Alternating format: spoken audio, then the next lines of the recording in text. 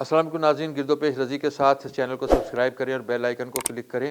ایک کتاب میں آپ کے لیے لایا ہوں اور یہ کتاب اسلام تبسم صاحب کی ہے، محمد اسلام تبسم۔ ان کی اس سے پہلے بھی انشائیہ نگار ہیں، دانشور ہیں، ان کے تحقیق محقق ہیں۔ ان کی اس سے پہلے ایک کتاب آ چکی ہے، ان کے مزاحیہ کالموں کا مجموعہ آ چکا ہے جو گزشتہ برس شائع ہوا تھا۔ کباڑ خانہ اور حسینوں کے خطوط ان کی کتاب کا نام تھا۔ اب یہ دوسری کتاب جو ان کی ہے، یہ میں نے بھی ڈھاکہ ڈوبتے دیکھا۔ یہ اصل میں تو دیناج پور سے ملتان تک کی کہانی ہے اور ایک صعوبت ناک سفر کی لمحہ لمحہ کہانی۔ یہ دیناج پور کیا تھا، ملتان کو تو آپ جانتے ہی ہیں۔ دیناج پور وہ جگہ تھی جہاں سے اسلام تبسم صاحب نے ہجرت کی۔ دیناج پور وہ شہر تھا جہاں ان کا لڑکپن گزرا۔ یہ بنگلہ دیش میں تھا، مشرقی پاکستان میں تھا۔ تو اسلام تبسم نے مشرقی پاکستان کو بنتے دیکھا۔ آپ نے ایک کتاب صدیق سالک صاحب کی کتاب آپ کو یاد ہوگی، ان کی کتاب تھی میں نے ڈھاکہ ڈوبتے دیکھا۔ اسلام تبسم کی کتاب کا نام ہے کہ میں نے بھی ڈھاکہ ڈوبتے دیکھا۔ صدیق سالک کی کتاب جو تھی اسے اگر ہم کہیں کہ وہ ایک ریاست کا بیانیہ تھا، وہ ایک سرکاری ورشن تھا۔ وہ خود فوج میں تھے، وہ خود اس جنگ کا حصہ تھے، وہ خود ان لوگوں میں شامل تھے جنہیں جنگی قیدی بنایا گیا، جنہوں نے ہتھیار ڈالے اور اس کے بعد وہ جنگی قیدی بنے اور اس کے بعد انہیں بھارت میں منتقل کیا گیا۔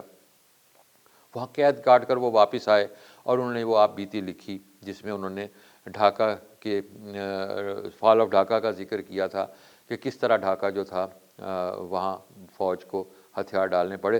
اسلام تبسم صاحب نے ایک لڑکپن میں ایک لڑکے کی حیثیت سے، ایک بچے کی حیثیت سے جو ابھی چیزوں کو دیکھ رہا تھا، چیزوں کو سمجھنے کی کوشش کر رہا تھا، انہوں نے اپنے سامنے یہ سارا کچھ دیکھا۔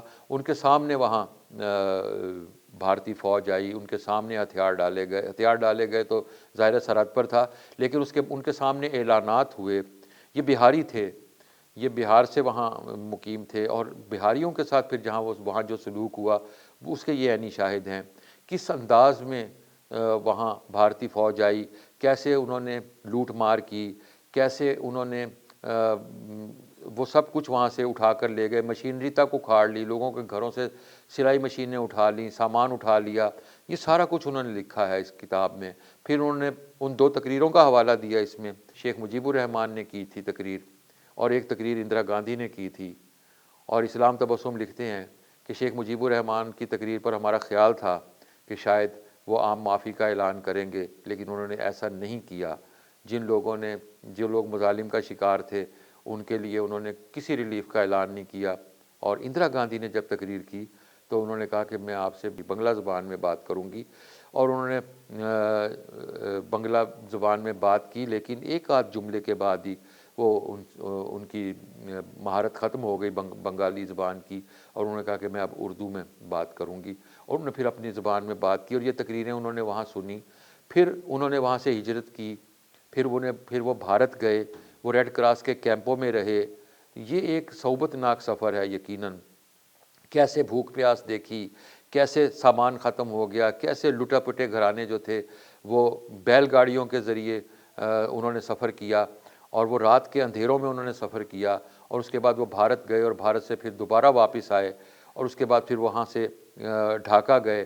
ڈھاکہ میں ریڈ کراس کے کیمپوں میں رہے، اور ریڈ کراس کے کیمپوں کے بعد انہیں کراچی لایا گیا۔ کراچی سے وہ لاہور آئے اور لاہور سے پھر وہ ملتان پہنچے، اور اب وہ ملتان میں ہی مقیم ہے۔ اسلام تبسم خود ایک محنت کش ہیں۔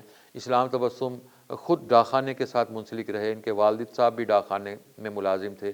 اسلام تبسم نے اس ساری داستان کو ایک کتاب کی صورت دی۔